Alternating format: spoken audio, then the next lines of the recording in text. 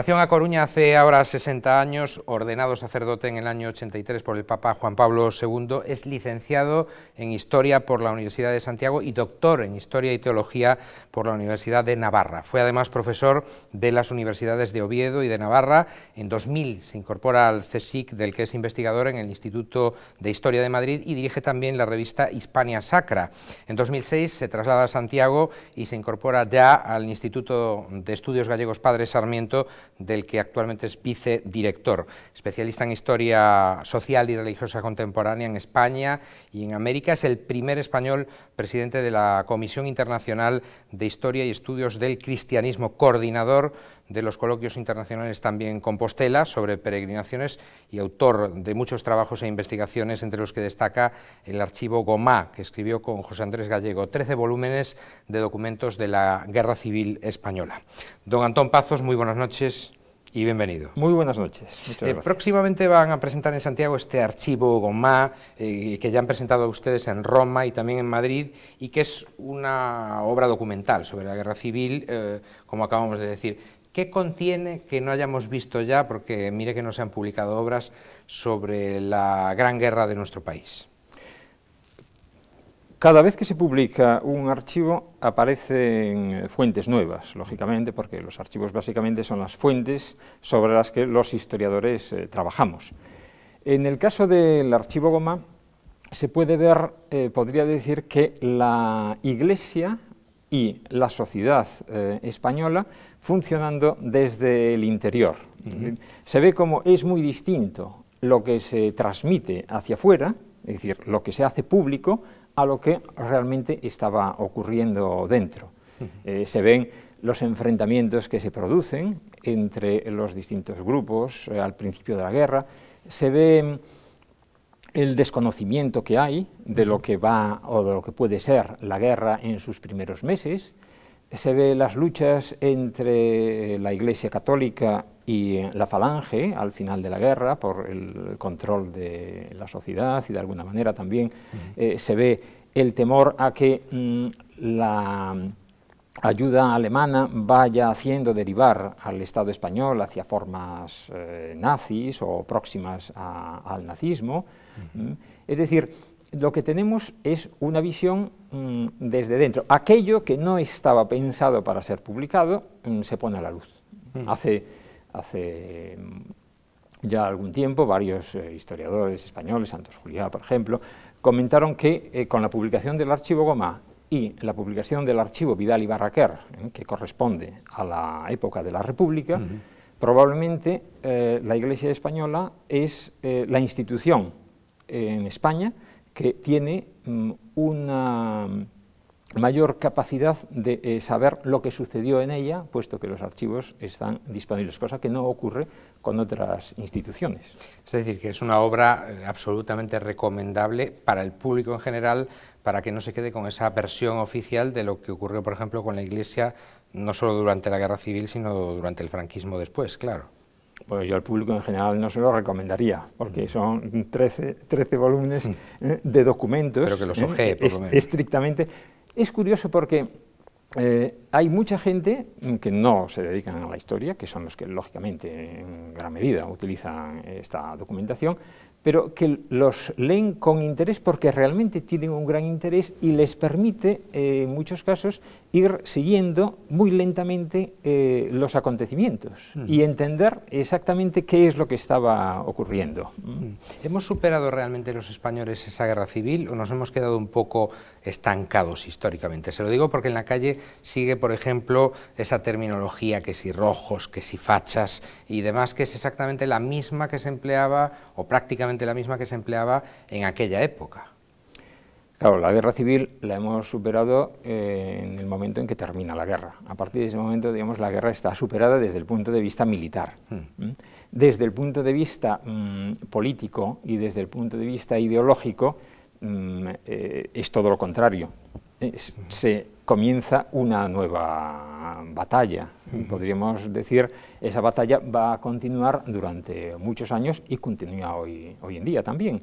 Ahora, el hecho de que se utilice esa terminología, yo no sé si tiene tanto que ver con la guerra civil como con la falta de formas que a veces se nota en la sociedad española y que contrasta mucho con otras sociedades, que pueden tener desavenencias, que pueden tener criterios opuestos, pero que tienen una manera de expresarlos y de manifestar el enfrentamiento que no va directamente a la confrontación directa, sino que va a la discusión de ideas o a la precisión en datos o en hechos concretos, ¿no? ¿Y cierto grado de ignorancia, tal vez, también?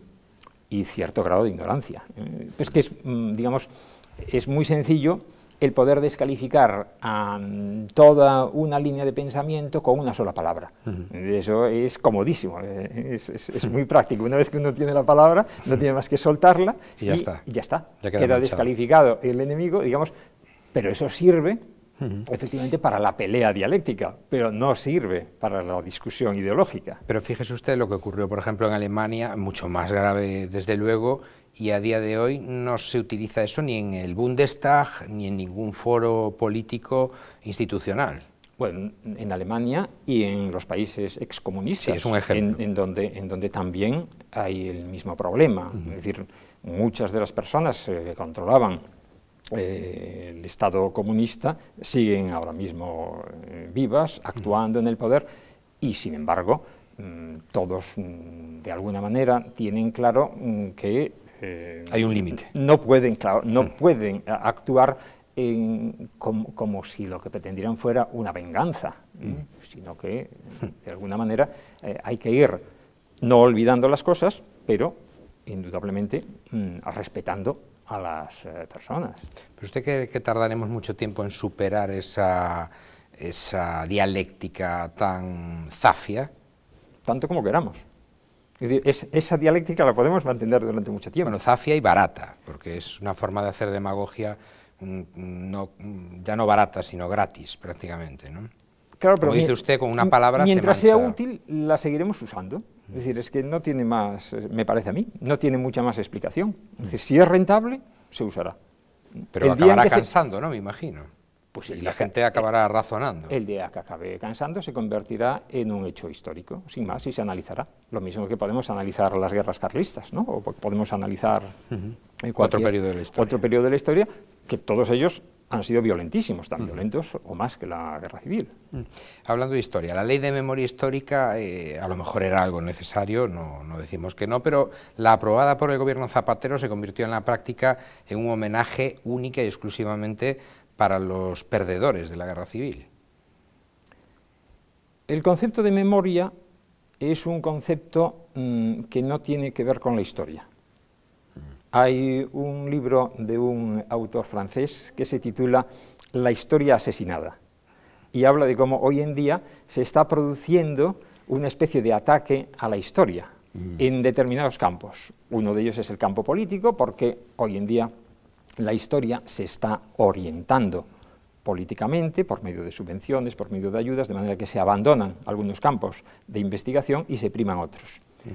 Y este autor plantea en las primeras páginas que la historia y la memoria no tienen nada que ver.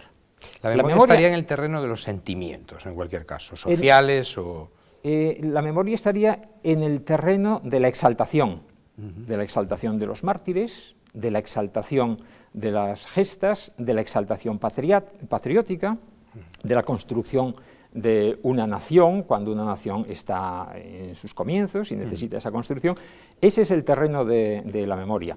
El terreno de la historia es el terreno del análisis. Entonces, esta ley de memoria histórica a la que nos referíamos del anterior gobierno de España se ha quedado en el terreno de la exaltación de los perdedores, naturalmente. Bueno, puede quedarse en el terreno de la exaltación, aunque tenga también aspectos que pueden ser aspectos convenientes, aspectos favorables. Indudablemente hay muchos puntos que son puntos que hacía falta revisar. Hay personas que tienen derechos sobre sus antepasados, digamos, y que tienen derecho a que sean reivindicados en muchos casos, o hay personas que tienen derecho a encontrar a sus seres muertos, pero de ambos que han bandos, desaparecido. ¿no? Se lo digo porque en la práctica, y por eso lo decía, en la práctica se llegó a destapar una fosa común y al descubrir que eran nacionales se tapó rápidamente sin continuar el proceso de desarrollo al que hubiera obligado esta ley de memoria histórica. Claro, ahí estaríamos, los aspectos positivos son aspectos positivos para todos, por lo tanto tendrían que servir para todos. Su libro Asuntos por Galicia trata sobre la redacción del Estatuto de Autonomía del 36, el texto que llegó a ser aprobado aunque nunca se aplicara en la práctica. Fíjese usted, ahora que estamos con este debate sobre el estado de las autonomías, sobre la posible devolución de competencias al gobierno central, sobre el ajuste de gastos también en cada una de las comunidades, ¿cómo ha cambiado la cosa desde aquella época, ¿no? Yo pienso que no ha cambiado tanto. No ha cambiado tanto, porque realmente de lo que trata Asuntos por Galicia es de la reunión de los ayuntamientos para decidir si se quería un estatuto de autonomía y para redactarlo, y después ese estatuto de autonomía sería el que tenía que ir a plebiscito, que se tardó pues, desde el año 32 hasta el año 36, o sea, se fue alargando el momento en el que tendría que plebiscitarse. Si se hubiera hecho inmediatamente, probablemente hubiera habido gobierno autonómico y autonomía en Galicia en el 33 o en el 34, y en el momento del comienzo de la Guerra Civil, a lo mejor la historia de España hubiera cambiado radicalmente. Aunque hubiese sido además una de las autonomías, historia, o la autonomía más joven de España. Claro, eso es historia ficción. Pero, desde luego, lo que se ve en los primeros momentos de la puesta en marcha de los estatutos de autonomía es que se da una especie de competencia autonómica igual que se ha producido después, después de la transición. Es decir, que Aragón quería su estatuto, Galicia quería el suyo, cada uno quería, y ninguno quería menos que el que más había conseguido. Es decir, ese proceso es un proceso que es muy similar y paralelo al que se produjo después. Lo que es peculiar de ese año 32, cuando se hace la redacción del estatuto, es que todos los partidos políticos prácticamente están unidos. Y a partir de ese momento se produce otra vez la separación y el enfrentamiento durante toda la República, y eso es lo que hace que en gran medida no se haya llegado a plebiscitar hasta años más tarde. Pero es un momento muy especial porque es un momento de gran unidad gallega. Bueno, en eso se parece también ahora, porque en el ánimo de reformar el Estatuto de Autonomía actual tampoco ha podido haber acuerdo, ni durante el bipartito, ni ahora se ha cometido ese proceso todavía, ¿no? Quizá no sea el momento más adecuado. Probablemente, sí, probablemente esto depende también de los ritmos políticos y de las circunstancias, claro. Usted ha escrito también las obras Los españoles entre la religión y la política y la Iglesia en la España contemporánea. ¿Cree usted que los jóvenes españoles de ahora son verdaderamente conscientes de que nuestra cultura, la española, se basa en una tradición judeocristiana y en el humanismo cristiano, en definitiva, o no? Sería un milagro que fueran conscientes, porque no se lo ha transmitido nadie. Digamos que la conciencia histórica viene de la transmisión cultural, y en España me parece que se ha producido un gran corte de transmisión cultural en todos los niveles, en el nivel educativo, pero también en el nivel religioso, por parte de la Iglesia, en el nivel familiar, por parte de los padres que no han sabido transmitir o no han tenido nada que transmitir porque han cortado con lo que les habían transmitido a ellos y no han encontrado unas nuevas fórmulas culturales que pudieran centrar a sus hijos en alguna parte, con lo cual a mí me parece que el problema es un problema de vacío. Y por lo tanto es imposible que tengan esa conciencia. ¿Ha fallado la Iglesia en lo mediático? La Iglesia, desde el punto ahora estamos aquí en esta entrevista, naturalmente ahora no estamos fallando. Pero... Claro, desde el punto de vista institucional, siempre es necesario no solo un esfuerzo mediático, sino un esfuerzo de transmisión capilar. La Iglesia ha tenido en el mundo occidental una enorme capacidad, que es la capacidad de llegar hasta el último rincón de Europa. Es decir, sí, por poner un ejemplo de la Guerra Civil, cuando se plantea la cuestión de que los niños que habían sido enviados desde Euskadi a distintos países europeos se repatriasen, porque ya no había peligro, ya que había sido invadido el País Vasco, la Iglesia se plantea colaborar y envía a un enviado, que sería Monseñor Antoniuti, para contribuir a la vuelta de esos niños a España. ¿Cómo hace la publicidad, podríamos decir, Hildebrando Antoniuti? Pues sencillamente en el País Vasco, mediante una carta que envía a todos los párrocos, que ellos leen en la iglesia el día de la misa del domingo, y por tanto sabe que llega hasta el último rincón de Euskadi.